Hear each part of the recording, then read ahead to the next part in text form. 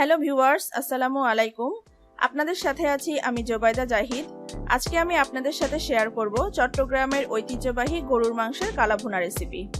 আশা করি আপনাদের ভালো লাগবে। আর স্পেশাল থ্যাঙ্কস জানাই সবাইকে যারা আমার চ্যানেলটি সাবস্ক্রাইব করেছেন, আর যারা সাবস্ক্রাইব করেননি তারা এখনই সাবস্ক্রাইব করে রাখতে পারেন, তাহলে পরের ভিডিওটি আপলোড হওয়ার সঙ্গে সঙ্গেই আপনি পেয়ে যাবেন। তো চলুন ভিউয়ার্স, চলে যাচ্ছি মূল রেসিপিতে। গরুর মাংসের কালা ভুনা রান্নার জন্য আমি এখানে 1 কেজি পরিমাণ গরুর মাংস নিয়েছি। মাংসটাকে আগে থেকে কেটে ধুয়ে পানি ঝরিয়ে রেখেছিলাম। এখন আমি মাংসটাকে ম্যারিনেট করে নিব।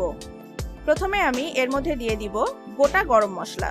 এখানে নিয়েছি 2টি তেজপাতা, 2টি স্টার এনাইজ, 2টি দারচিনি, 5টি এলাচ, 1টি কালো এলাচ, 6টি লবঙ্গ এবং 7টি গোলমরিচ।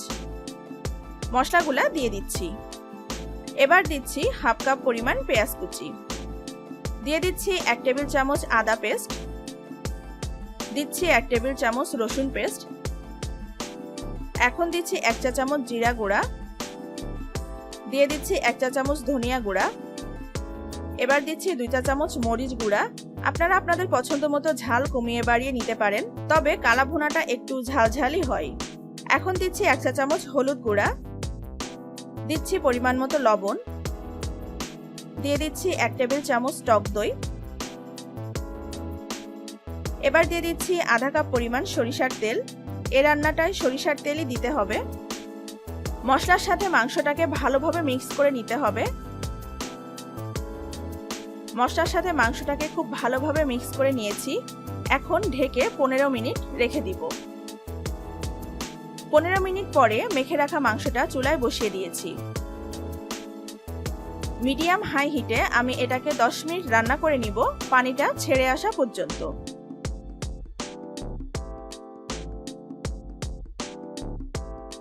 মাংস থেকে পানি ছাড়তে শুরু করেছে। এখন আমি ঢেকে মিডিয়াম লো আঁচে রান্না করব মাংস সিদ্ধ হয়ে আসা পর্যন্ত। মাংস থেকে যে পানি বের হয়েছিল সেটি টেনে গেছে এবং তেলটাও উপরে উঠে এসেছে। এটা হতে সময় লেগেছে প্রায় 40 মিনিটের মতো। কালা ভুনার বৈশিষ্ট্য হচ্ছে মাংসটা খুব ভালোভাবে সিদ্ধ হবে, কিন্তু ভেঙে যাবে না। এখন মাংসটাকে মিডিয়াম আঁচে নেড়েচেড়ে কষাতে হবে। মাংসটা কষাতে কষাতে এভাবে কালচে হয়ে আসবে। এখানে খেয়াল রাখতে হবে মাংসের সাথে যে মশলা আছে সেটি যেন পুড়ে না যায়। এ পর্যায়ে আমি 2 টেবিল চামচ পরিমাণ পানি দিয়ে দিচ্ছি। পানিটা দেওয়ার কারণ হচ্ছে মাংসের গায়ে যে মশলা আছে সেটা যেন কোনোভাবেই পুড়ে না যায়। আমি এখন এটাকে নামিয়ে নিব বাগার দেওয়ার জন্য।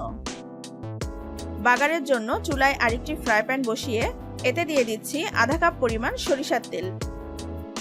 তেল একটু গরম হয়ে এলে এর মধ্যে দিয়ে দিচ্ছি 1 কাপ পেঁয়াজ কুচি। তেলের সাথে পেঁয়াজটাকে ভেজে নিচ্ছি। এখন এর মধ্যে দিয়ে দিচ্ছি 5টি শুকনা মরিচ। তেল ও পেঁয়াজের সাথে ভেজে নিচ্ছি। পেঁয়াজ ও মরিচ ভেজে নেওয়া হয়ে গেছে। এ পর্যায়ে বাগারটা সরাসরি কালা ভুনার মধ্যে দিয়ে দিচ্ছি। মাংসের সাথে ভালোভাবে মিশিয়ে নিচ্ছি। এখন এর মধ্যে দিয়ে দিচ্ছি আধা চা চামচ রাঁধুনি গুঁড়া এবং 1 চা চামচ ভাজা জিরার গুঁড়া। আবারও ভালোভাবে মশলাটা মিশিয়ে নিচ্ছি। মশলাটা মেশানো হয়ে গেছে। তৈরি হয়ে গেল ভীষণ সুস্বাদু চট্টগ্রামের ঐতিহ্যবাহী কালা ভুনা। আশা করি ভালো লেগেছে আমার আজকের এই রেসিপিটি ভালো লাগলে অবশ্যই লাইক এবং শেয়ার দিবেন। ভালো থাকবেন সবাই। আল্লাহ হাফেজ।